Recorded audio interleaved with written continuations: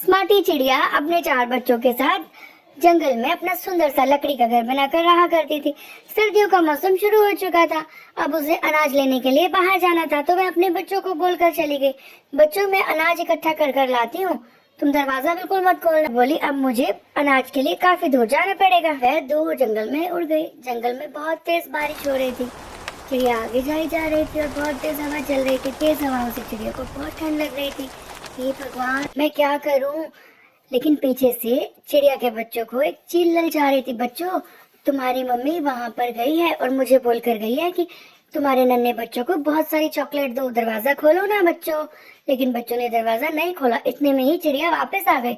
ए चील, खैर तुझे मैं बताती हूँ, चलो बच्चों बताओ इसे अच्छे से। चिड़िया ने अपने बच्चों को समझा रखा था और चिड़िया के बच्चों ने चील को बहुत तेजी से बॉल मारनी शुरू कर दी।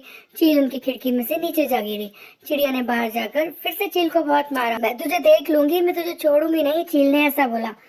चिड़िया ने बेसबॉल लिया और चील को बहुत तेजी से मारती गई और चील जाकर नदी में गिर गई। चिड़िया के घर के पास एक तालाब था। चील उसी में जाकर डूब मरी। चील ने कोशिश नहीं छोड़ी, वह फिर चिड़िया के ऊपर झपटी, लेकिन चिड़िया ने फिर बैट मारकर उसे नीचे गिरा दिया और चील उसे नदी में डूबकर मर गई। चिड़िया अपने बच्चों के साथ खुशी खुशी रहने लगी। मम्मा, आज तो अपने कमाल ही कर दिया, देखो ना कितना मजा आया ना। अच्छा बच्चों, अब कोई भी जंगल में पक्षी, ऐसे ही पक्षी घूमते रहते हैं, तुम कभी भी मेरे पीछे से दरवाजा मत खोलना। मैं अनाज लेने जाया करूंगी, मैं खाना लेकर आऊंगी, तब तक वह पक्षी तुम्हें ये भी बोल सकते हैं कि तुम्हारी मम्मी वहां बुला रही है, बाहर आ जाओ, लेकिन तुम्हें नहीं जाना। हाँ मम्मी, हम ऐसे दरवाजा नहीं खोलेंगे। और चिड़िया अपने बच्चों के साथ खुशी खुशी रहने लगी।